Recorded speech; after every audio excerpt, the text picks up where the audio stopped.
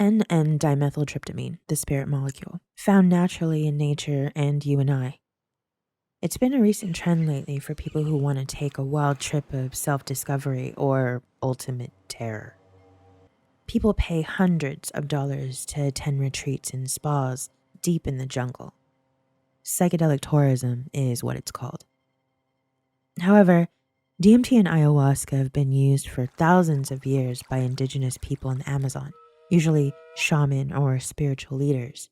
Before that, the ancient Egyptians made tea or smoked the lotus flower. It was also known as the lily of the sun. A lot of reference of DMT and its use can be interpreted in books of the Bible. Needless to say, it's been around for a super long time. The main bulk of the plants that produce DMT are located in South America. It's also found on toads, 5-MeO-DMT. This one can be said to be a more potent form of DMT. It's also been the one that's associated with negative trips or intense trip reports, but we'll go over that later. Unlike mushrooms or LSD, DMT is observed to take the users into an altogether more intricate world, or like an immersive state. Some claim that the reality is more real than our own. This can range from intense visuals or sounds that may even feel like a near-death experience. Some people claim that they journey through various dimensions or alternate realities. Like many things mind-altering, there are several ways to give it to yourself. First, inhaling the smoke. It can be vaporized, drank. When drinking DMT, it's mixed with other plants that have what's called a MEO inhibitor and beta carbynes. And this is what ayahuasca is. It allows the DMT to be absorbed into your gut without being destroyed, which in turn causes it to last 10 times longer than DMT. It could also be produced in a lab synthesized, or in someone's garage, I suppose, which ends up on the black markets of the web, aka those dudes on Snapchat. Many psychonauts who can't be asked to go all the way to the jungle enjoy their trip to space right at home. It doesn't appear to care where you are, because in the end you aren't really there anymore during the duration of it. So, what do people actually see? Lots of beautiful white. I don't know. It was just gorgeous. It's hard. I'm gonna have to. Yeah. When I did DMT, like I had like a familiar thing. Like there's entities like that you see and like here. It's not like, oh, I kind of see I think I saw a rabbit in the clouds because like I took some mushrooms or something. It's like, no, these are entities that's way more real than anything you've seen on planet Earth. Like it's a wild experience. The thing that happens with DMT is basically your mind is separating from your body. Basically, you're living twice. You're living as two beings in one. And we call this the human being. But really, your mind is one thing and your body is a completely different thing. And as soon as my mind separated from my body, I started seeing all the colors. I could see, you could like break down light. Light is like a code, but like when you're decoding things simply through your mind, without your body and without the senses of your body, your mind, you could see what light breaks down into. It's like different codes and shit. There's a common report that once you head out, you have a feeling of being one with everything. You are me, I am you, I am it. It's not known for sure where DMT is created within the human brain, but it's thought that the pineal gland may be the place. The pineal gland holds the most serotonin in the entire human body. In the book, The Spirit Molecule, it's discussed that the pineal gland produces DMT quite often, and that the gland itself may have a barrier that prevents the DMT from being released in regular-ass situations like high stress or anxiety. So you imagine you're there, and you feel anxiety attack creeping up, and just when you start to panic, thinking that something is wrong with you, you go into like a full-blown trip off of the planet out of nowhere, just like driving or something.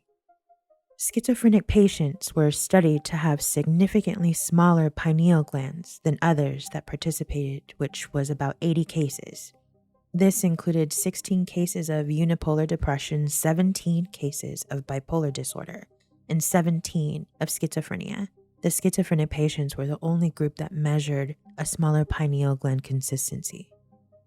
But I should have you know that 122 recently admitted psychiatric patients and 20 non-schizophrenic subjects were tested in their urine. DMT was found in 40% of the urine of those who were diagnosed by their psychiatrists as schizophrenic.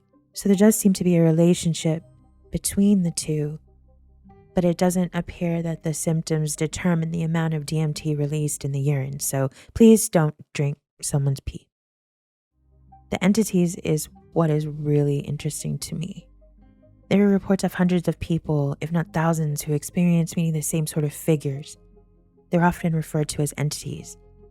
They all share a common form, behaviors, feelings associated with their presence.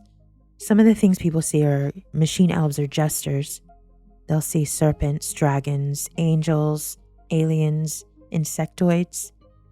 It appears that a culture plays a lot into these people's experiences or places they go while experiencing DMT. Serpents and dragons tend to be reported more in trip reports in regions like India or South America, while aliens and angels more from the West. Near-death experiences, or NDEs, are known to be very similar to a DMT experience, almost spot on sometimes. They both include feelings of altered time. Time doesn't appear to be a thing in both DMT and NDE worlds, gone for hours when it's only been minutes. Both have feelings of being just completely out of your body, often watching yourself, or being in a different realm totally. Both are super emotional, either with love, peace, or even terror. However, there are a lot of differences. The main difference, of course, is that you have to fucking die to experience it. It's also not consistent. Near-death experiences are only reported in less than 10% of the population. The Bufo alvarez toad, also called the Colorado River toad or Sonoran desert toad, is responsible for producing 5-MeO-DMT. This form of DMT is far more potent, and it only takes a tiny bit to send you off. It's known to provide a full ego death, where you become one with everything, basically letting yourself go. It's described as feeling like a literal death. The changes in people that 5-MeO brings on are profound and lifelong changes. Mike Tyson was a monster in his prime, knocking motherfuckers out all over the place. He was a scary dude. What he experienced changed his life profoundly in all ways when he did 5-MeO, and some say he's a totally different person. Do you understand the Toad? Is it like ayahuasca? No, it takes you to another level. Ayahuasca is nothing compared to this. Is it called DMT? Yes. Once I tried it, boom! Everything is went so fast. And my brain was still functioning, my thoughts, I could still talk to myself, I could hear my mind. And I was saying, I fucked up. And I killed myself. Because you killed the ego? Yeah. I was like, I'm dying. It was just really mind-blowing. Really, my whole life totally changed. I don't know, I wake up, I'm happy, I'm laughing, I'm smiling, I'm thinking, what the Really? happened? Yeah. But of course, with the good comes the bad. First, I want to say you can literally OD on anything. From what I've researched, people who have done too much DMT just pass out completely with no recollection of the events. But they appear to have experienced the full effects, just don't recall. The main thing that can be concerning for some people with DMT is the changes that it brings on in someone. Sometimes the experience isn't a positive one. As I mentioned earlier, the DMT entity, the jester, is known to be the one to cause the most havoc and scare the most people who take DMT. It's all subjective. Tons of people have experienced the jesters and they have had the best experience. Also, 5-MeO and its potency has certainly changed some people down to the core and was actually responsible for the death of a man who was participating in a spiritual ceremony with porn star Nacho Vidal in his home in Spain. It's literally the frog's defense system, people licking it over here. Like, just so happens it's the poison that can lead to a good time for some. I think it's also interesting that there's a shared sort of world that people go to when they're experiencing DMT. Is it the substance that's causing the same things to be seen, or are people really going to these places, these realities? When I was younger, they used to have this stuff in the head shops called Salvia divinorum. They actually used to sell it in the gas station sometimes. And this is one of the most powerful psychedelics I had ever done. I literally felt like I was in the middle of two hands that were being closed around me. It was very short, maybe a minute, but it was insane. I was braver back then, though.